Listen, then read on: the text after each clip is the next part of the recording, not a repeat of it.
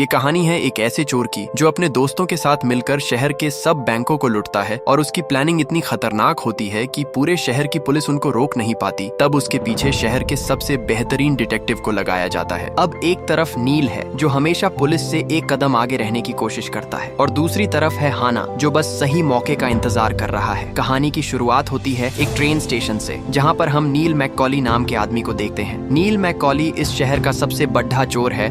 वो किसी भी बैंक को लूट सकता है क्योंकि नील की प्लानिंग बहुत ज्यादा खतरनाक होती है। अभी नील अपनी प्लानिंग के अनुसार सीधे एक लोकल हॉस्पिटल में घुस जाता है। पैरामेडिक की वर्दी की वजह से कोई उसे नोटिस ही नहीं करता। वो आराम से इमरजेंसी एरिया में घूमता है जैसे उसका रोज का काम हो। चलते चलते नील चारों तरफ ध्यान रखता है, कौन कहाँ है, क्या चल रहा है, सब उसकी नजर में है। फिर वो बिना किसी शक के एम्बुलेंस में बैठता है और वहाँ से निकल जाता है। उधर नील का साथी क्रिस एक कंस्ट्रक्शन सप्लायर से चुपचाप बहुत खतरनाक विस्फोटक खरीद लेता है। अब सीन कट होता है और हमें लेफ्टिनेंट विंसेंट हाना को दिखाया जाता है। विंसेंट डकैती और मर्डर केस संभालने वाला तेज और सख्त पुलिस अफसर है। वो घर से निकलते वक्त अपने परिवार को अलविदा कहता है और सीधे ड्यूटी पर निकल जाता है। अब असली प्लान एक्टिव होता है। नील, क्रिस और उनके 3 और साथी माइकल, ट्रेजो और वेनग्रो मिलकर एक बख्तरबंद ट्रक को लूटने की तैयारी कर लेते हैं। नील और क्रिस अभी भी पैरामेडिक की ड्रेस में है। वो चोरी की हुई एम्बुलेंस को वेनिस बुलेवार्ड पर खड़ा कर देते हैं। उसी समय माइकल वेनग्रो को एक बार से उठाता है और उसे एक चोरी किए गए हरे रंग के टो ट्रक में बैठा देता है। फिर ये टो ट्रक हाईवे के नीचे छुपा दिया जाता है। अब ट्रेजो की बारी आती है। जैसे ही बख्तरबंद ट्रक डिपो से बाहर निकलता है, ट्रेजो उसका पीछा करता है और रेडियो पर उसकी लाइव लोकेशन बताने लगता है। सब कुछ प्लानिंग के हिसाब से चल रहा होता है। थोड़ी देर बाद सब लोग अपने चेहरे पर मास्क पहन लेते हैं। गाड़ियां सही पोजीशन में आ जाती हैं और जैसे ही माइकल टो ट्रक लेकर पास आता है, नील अपनी चाल चलता है। वो एम्बुलेंस को रास्ते के बीच में रोक देता है। कारण सामने से आ रहा बख्तरबंद ट्रक अचानक रुकने पर मजबूर हो जाता है।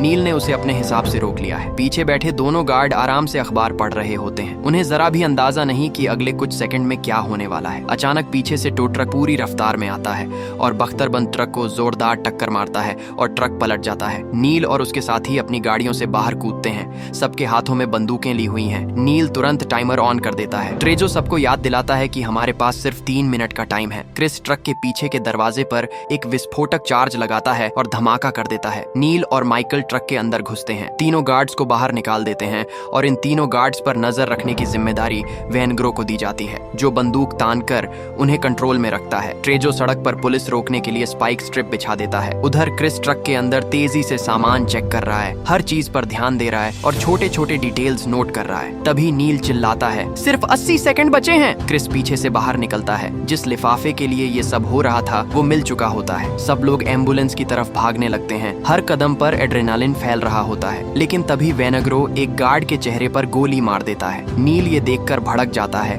और दूसरे गार्ड को खुद गोली मार देता है। अब सिर्फ एक गार्ड बचता है। माइकल उस पर बंदूक तानता है, नील की तरफ इशारा करता है। नील बिना रुके उसके सीने में 2 गोलियां दाग देता है क्योंकि वो एक भी सबूत पीछे नहीं रखना चाहते। सब एम्बुलेंस की ओर दौड़ते हैं। नील अंदर से उबल रहा है। उसका गुस्सा और स्ट्रेटेजी दोनों ही हाई टेंशन में है। वेनग्रो की इस हरकत से वो बहुत नाराज है, लेकिन उसे पता है कि अभी भागना ही सबसे सही मूव है। जैसे ही टीम वहां से निकलती है, सामने से पुलिस कारें आ जाती हैं। पुलिस ऑफिसर्स को स्पाइक स्ट्रिप दिखाई नहीं देते और सब कारों के टायर पंचर हो जाते हैं और गाड़ियां आपस में टकरा जाती हैं। इसी मौके का फायदा उठाकर नील और उसकी टीम एम्बुलेंस छोड़ते हैं और पास खड़ी एक स्टेशन वैगन में बैठकर फरार हो जाते हैं, जो कि सब कुछ उनके ही प्लान के हिसाब से हुआ है। डकैती के बाद क्रिस एक आखिरी काम करता है। वो एम्बुलेंस के अंदर बम लगा देता है ताकि पुलिस वालों एम्बुलेंस के अंदर से कोई सबूत नहीं मिले। उसी शाम नील मिलता है अपने मनी लॉन्ड्रिंग एक्सपर्ट नेट से। नेट उसे पूरी सच्चाई बताता है। जो लिफाफा उन्होंने चुराया था उसमें $1.6 मिलियन के बॉन्ड थे। ये बॉन्ड एक इन्वेस्टमेंट कंपनी के हैं। उस कंपनी को चलाता है एक चालाक बिजनेसमैन रोजर। नेट कहता है, मैं एक मीटिंग सेट करवा देता हूँ। रोजर किसी आदमी को भेजेगा जो बॉन्ड को कैश में बदलेगा। नील थोड़ी देर सोचता है, स्ट्रेटेजी एनालाइज करता है और आगे की प्लानिंग करता है। इतना ही नहीं, नेट नील को एक और बड़ी जॉब के बारे में भी बताता है। ये काम केल्सो नाम के आदमी ने ऑफर किया है। पेमेंट कम से कम $10 मिलियन। नील को पता है कि ये बहुत बड़ा रिस्क है, लेकिन रिवॉर्ड भी उतना ही बड़ा है। अब सीन कट होता है और हम देखते हैं कि लेफ्टिनेंट हाना और उसकी टीम डकैती वाली जगह पर पहुंचती है। जांच शुरू होती है। हाना सिर्फ सीन देखकर ही समझ जाता है ये काम किसी आम चोर का नहीं है, ये लोग प्रोफेशनल हैं। इन चोरों की टाइमिंग, प्लानिंग, एग्जीक्यूशन सब परफेक्ट है। वो अपनी टीम को साफ ऑर्डर देता है कि मुखबिरों और दलालों से बात करो, हर तरफ से जानकारी निकालो और पता लगाओ कि ये सारा पैसा आखिर संभाल कौन रहा है। हाना जानता है कि जब तक पैसे की चेन नहीं टूटेगी तब तक ये लोग हाथ नहीं आएंगे। अब कहानी फिर नील पर लौटती है। शहर के दूसरे हिस्से में एक छोटे से डाइनर में गिरोह के बाकी लोग नील का इंतजार कर रहे होते हैं। माहौल थोड़ा अजीब होता है, सब चुप है। वेनेग्रो भी वहीं बैठा होता है, लेकिन उसकी बॉडी लैंग्वेज बता रही होती है कि कुछ गड़बड़ है। नील जैसे ही वहां पहुंचता है, बिना कुछ बोले सीधे वेनेग्रो पर टूट पड़ता है। वो सबके सामने उसे पीटना शुरू कर देता है। नील गुस्से में है क्योंकि इस डकैती में 3 गार्ड मारे जा चुके हैं। अब उसे अच्छे से पता है कि पुलिस पूरी ताकत से उनके पीछे पड़ेगी और ये सब वेनेग्रो की वजह से हुआ है। थोड़ी देर बाद डाइनर खाली हो जाता है, सब लोग निकल जाते हैं। नील वेनेग्रो को अकेला पकड़ लेता है। वो उसे जमीन पर पटक देता है। उसका इरादा बिल्कुल साफ है, आज वो वेनेग्रो को मारने वाला है। नील बंदूक निकालता है। जैसे ही वो गोली चलाने वाला होता है तभी उसकी नजर पास से गुजरती एक पुलिस कार पर पड़ती है। पुलिस की गाड़ी बिना रुके आगे निकल जाती है। नील जैसे ही पीछे मुड़कर देखता है, वेनेग्रो वहां से गायब हो चुका होता है। नील और उसके आदमी पूरा इलाका छान मारते हैं, हर गली हर कोना देखते हैं, लेकिन वेनेग्रो का कोई अता पता नहीं मिलता। नील समझ जाता है कि ये गलती आगे चलकर बहुत भारी पड़ सकती है। अब सीन कट होता है और हमें दिखाया जाता है क्रिस के घर का सीन। क्रिस घर पहुंचता है। वहां उसकी पत्नी चार्लीन पहले से ही गुस्से में होती है। डकैती के बाद जो पैसा आया होता है वो चार्लीन की उम्मीद से बहुत कम होता है। चार्लीन को पता है क्रिस बैंक लूटने का काम करता है। दोनों के बीच जोरदार बहस हो जाती है। चार्लीन को लगता है कि क्रिस उससे कुछ छुपा रहा है। अगली सुबह कहानी फिर पुलिस की तरफ जाती है। लेफ्टिनेंट हाना और ड्रकर हाना के एक पुराने मुखबिर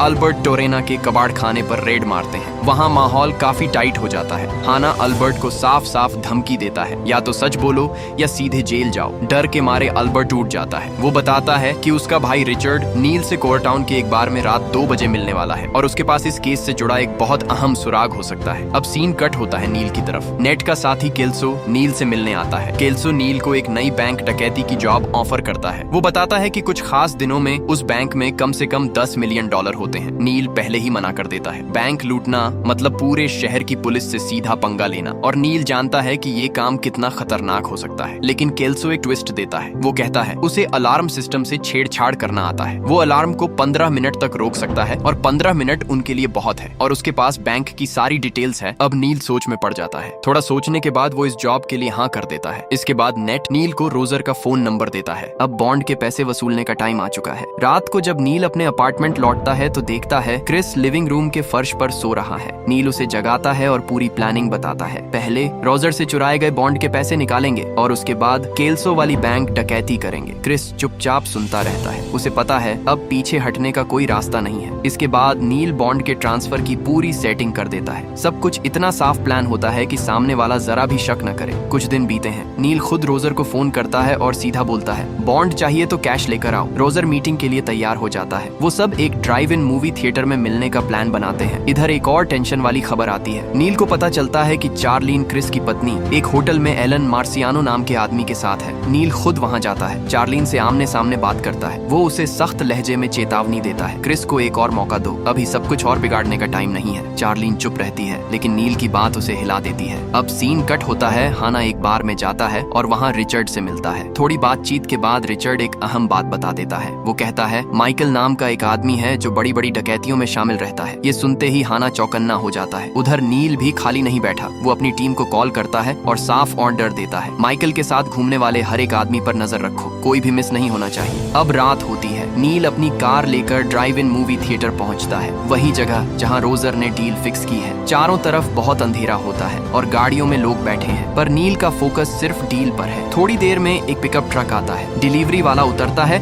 और पैकेज लेकर नील की कार की तरफ बढ़ता है। नील शांत आवाज में कहता है पैकेज रखने से पहले अपने हाथ ऊपर रखो। ड्राइवर ऐसा ही करता है। वो समझता है कि यही प्रोसेस है, लेकिन उसे नहीं पता कि उसी पिकअप ट्रक के पीछे एक आदमी मशीन गन के साथ छुपा बैठा है। नील को हवा में ही खतरे की बू आ जाती है। उसे समझ आ जाता है ये डील साफ नहीं है और अब अगले कुछ सेकंड में या तो पैसा मिलेगा या खून बहेगा। प्रोजेक्शन बिल्डिंग की छत पर क्रिस पहले से हथियार लेकर निशाना लगाए बैठा होता है। उसी की नजर अचानक पिकअप ट्रक के पीछे छुपे एक हथियार बंद आदमी पर पड़ती है। क्रिस को देर नहीं लगती। वो तुरंत नील को वार्निंग देता है। नील जैसे ही उस आदमी को देखता है, बिना एक सेकंड सोचे अपनी कार फुल रिवर्स में डाल देता है और सीधे पिकअप ट्रक में ठोक देता है। उसी पल क्रिस घूमता है, निशाना साध बांधता है और पिकअप ट्रक पर गोलियां बरसाने लगता है। अब पूरी जगह गोलियों की आवाज से गूंज जाती है। वो हत्यारा भी पीछे नहीं रहता। वो मशीन गन से नील की कार पर अंधाधुंध फायरिंग शुरू कर देता है। तभी क्रिस पीछे से उसे गोली मार देता है। हत्यारा लड़खड़ाता है। नील मौका नहीं छोड़ता। वो अपनी कार आगे बढ़ाता है और हमलावर को कुचल देता है। उधर माइकल देख लेता है कि पिकअप ट्रक का ड्राइवर गाड़ी से बाहर निकलने वाला है। माइकल तुरंत उसे गोली मार देता है। सब कुछ सेकंड में खत्म हो जाता है। नील जल्दी से पैकेट खोलकर देखता है और उसका खून खौल उठता है। अंदर कैश नहीं, सिर्फ कागज होता है। नील समझ जाता है उन्हें फंसाया गया है। वो गुस्से में सीधे रोजर को फोन करता है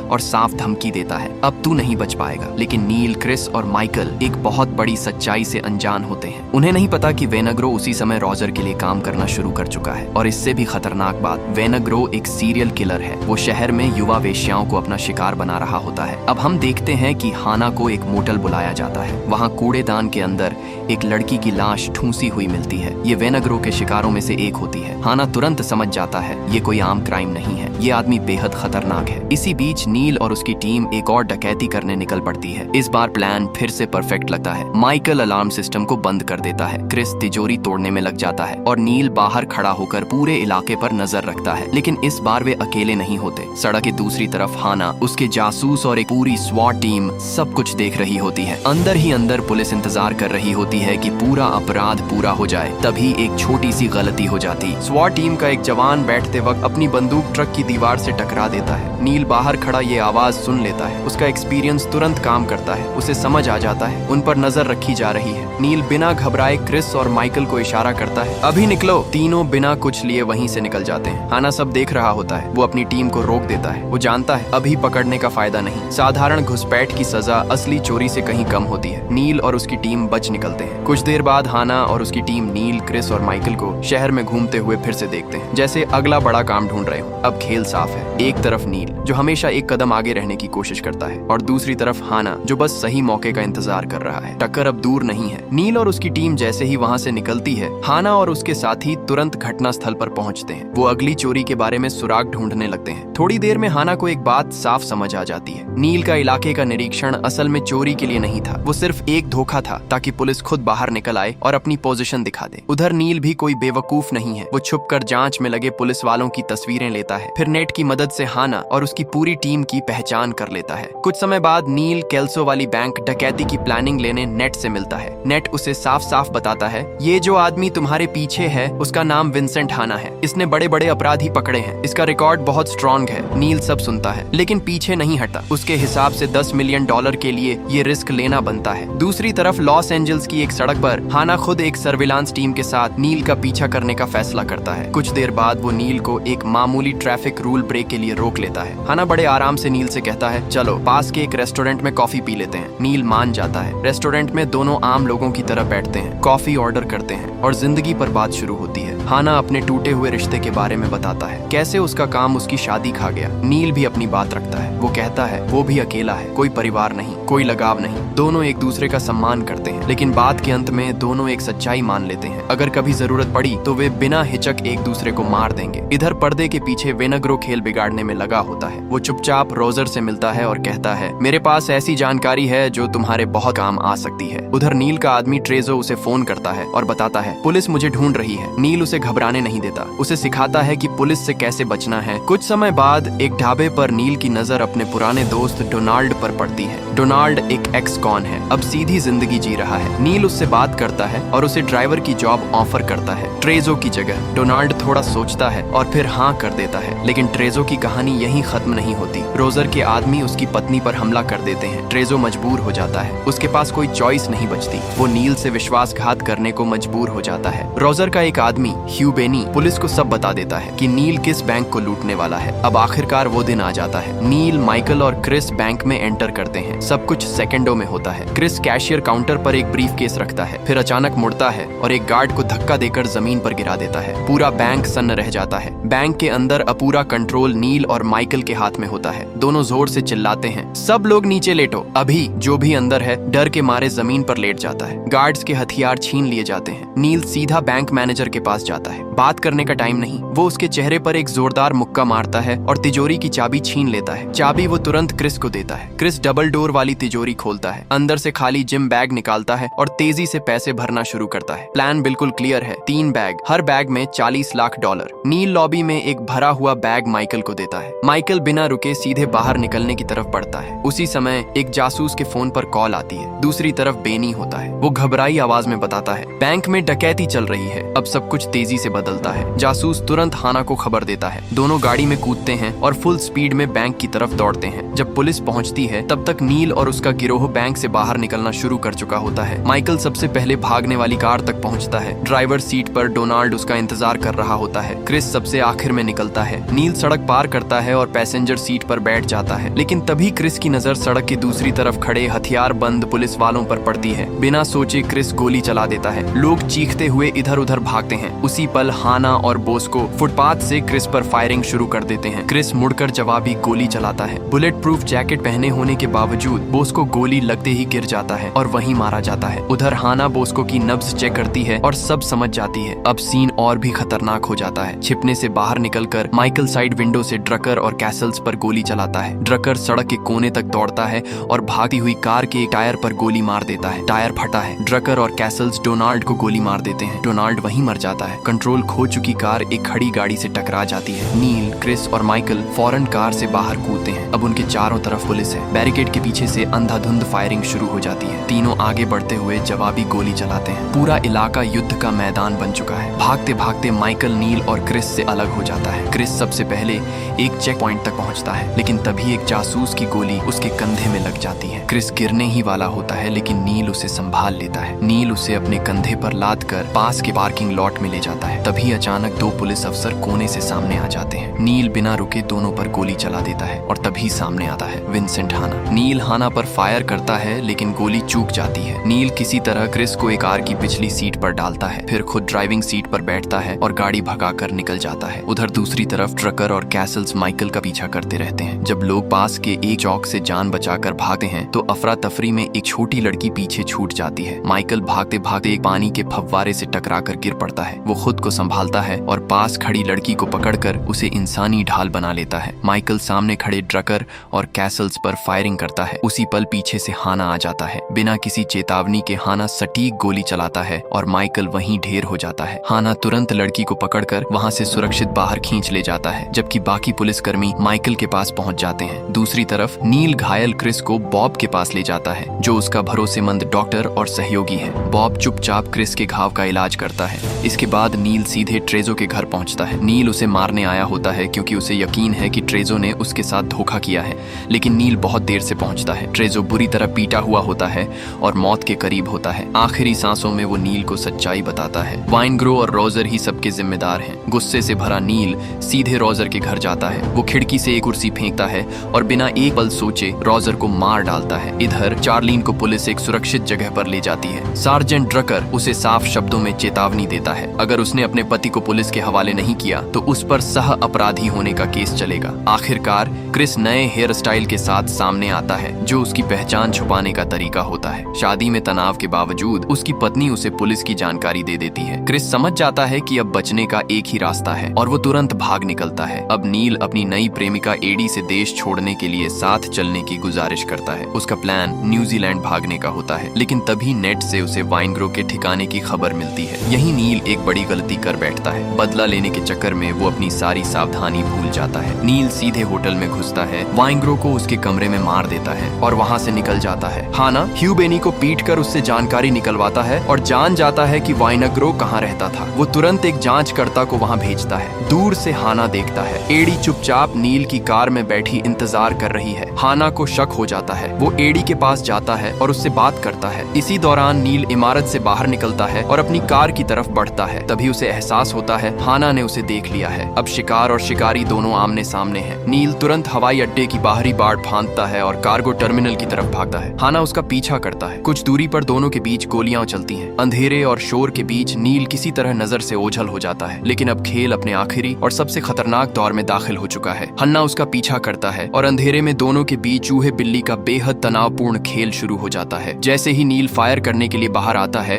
हन्ना उसकी उसकी परछाई देख लेता है और एक पल भी घमवाए बिना पहले गोली चला देता है। गोलियां नील की छाती को चीरती हुई निकल जाती है। हन्ना नील का हाथ थाम लेता है क्योंकि वह जानता है कि नील जैसा इंसान उसने अपनी जिंदगी में कभी किसी और में नहीं देखा। मरने से पहले दोनों कुछ पल खामोशी में साथ बिताते हैं, दो दुश्मन जो एक दूसरे को सबसे बेहतर समझते थे। यहीं पर नील की कहानी खत्म हो जाती है। देखने के लिए बहुत बहुत धन्यवाद। ऐसी ही दमदार फिल्म कहानियों के लिए चैनल को सब्सक्राइब करना न भूलें।